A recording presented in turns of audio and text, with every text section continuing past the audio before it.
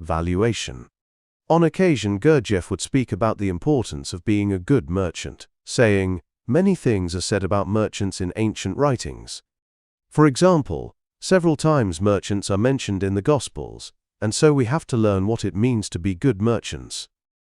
When speaking of the work, Gurdjieff would remark, "I have good leather to sell for those who wish to make shoes."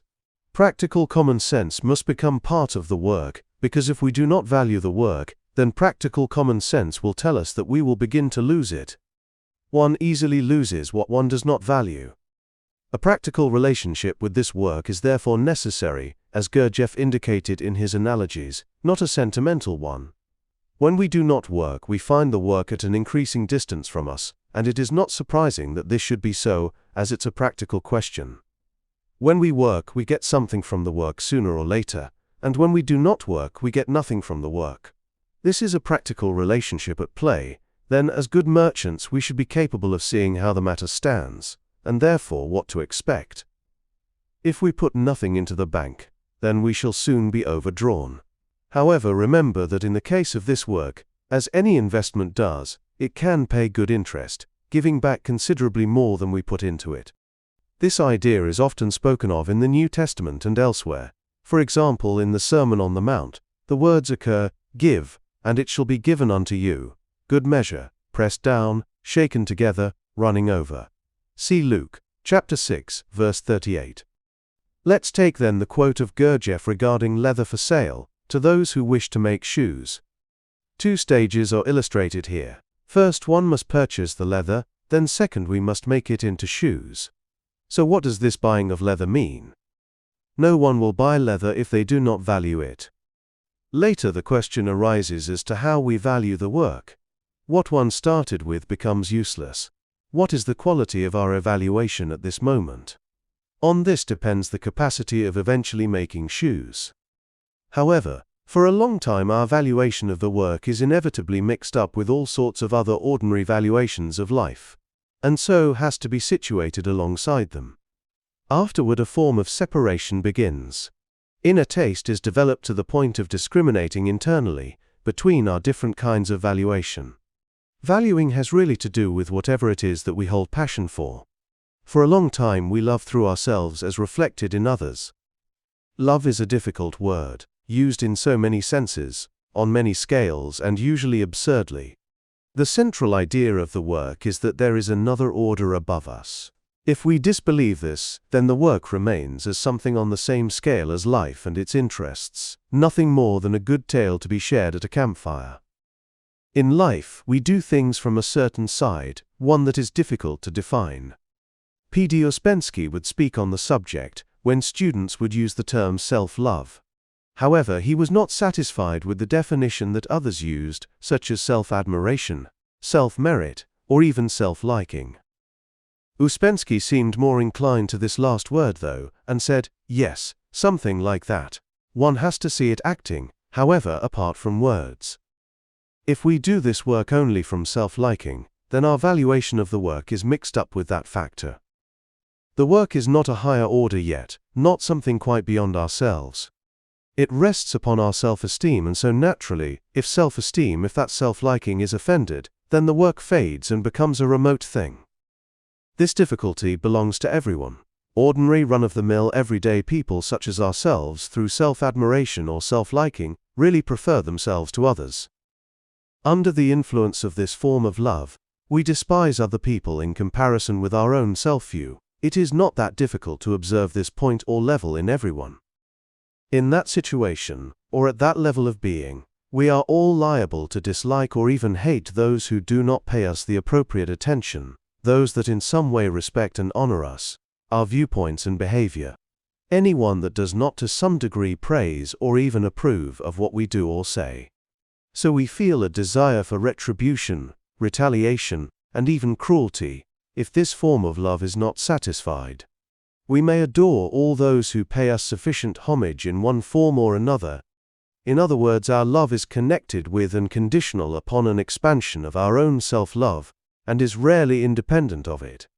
It is from this basis that we usually start in this work, taking the work as an expansion of ourselves, that feeds self-merit.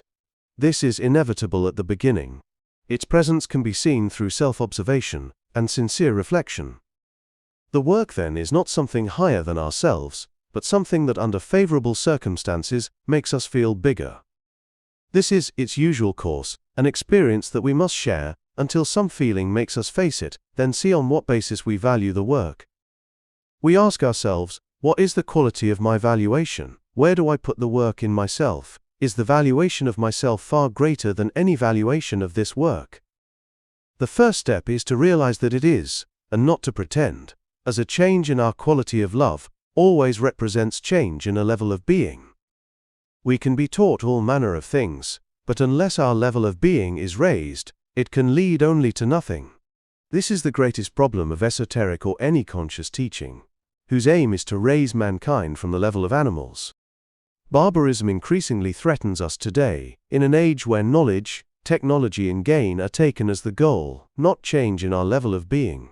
Knowledge and being must grow together to produce understanding. If self-liking, self-love, self-admiration, self-merit, vanity and so on take pole position, this indicates a level of being from which the work cannot develop later on. We must love the work, not only ourselves. There is a certain insight possible whereby one sees at a glance their size in respect of the scale of this work. However, that insight comes long before anything can be done about it, which means that some eye or some eyes that wish to work have broken free momentarily from the mass of eyes that live in the atmosphere of life interests and of self-praise, beginning to feel other influences. It is like the difference between something thick, dark and heavy and something freer or lighter, having much more light. We can then become aware that we have not attained the right kind of valuation. It is a feeling, uncritical in itself, comparable to realizing that we are dressed improperly or in some vulgar style. It means our attitude to the work is wrong. An attitude is what we are mentally dressed up in, our mental attire. We have to find how to dress our mind and feelings in the proper manner, and so have to search for clothes of the right kind, then change them on the right occasions. This work cannot be a function of life. We cannot make our feeling of it depend upon personal daily successes or failures. It is certainly different in quality, and so demands a different quality of love. Love because there is only subtle difference between love and valuation, when taken in a practical sense. Valuation is love, and if we say that we love someone yet do not value that person, then it is not really love. We must love the work to feel it and to share it. Peter is asked if he loves, and answers yes, then is told by Christ, "Feed my lambs." However, he cannot because his love is mixed with self-love too much, so he is told at last, "Feed my sheep." Peter does not possess the quality of love denoted by the word used when Christ asks him the question, the first and second times. He understands love as a violent, jealous and easily hurt state, a self-love expanded. In that situation nothing penetrates to essence and sustains it. This is the food of angels, Jnani Chohan, a love that is selfless and objective. The third time in asking the question, Christ uses another word for love, the word used by Peter throughout the passage. Christ has been speaking of conscious love that has no opposite. Here is something to reflect upon, the quality and valuation of our love. Everything starts and everything depends upon this groundwork which must change, and so change us, otherwise one crystallizes out at a poor and impoverished level. There is a valuation that feeds everything young and fresh in us, capable of infinite varieties of understanding and growth, comparable with lambs. This cannot be anything heavy and sheep-like, it cannot be something tedious, nor can it be connected with any ingrained insincerity of mind. One can take pleasure in the existence of this work, we can take interest in its teaching, and in reflecting upon what it says about mankind, and our life on this planet.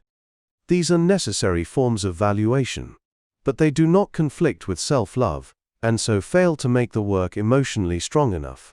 You must, said Gurdjieff, be capable of being turned and twisted in every direction by this work, yet stick to your path and maintain your inner bearings.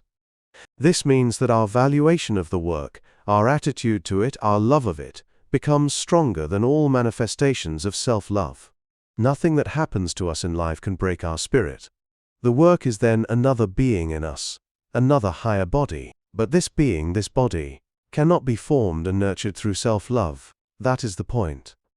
For a long time, all that can be done is to notice oneself and reflect upon our scale of being.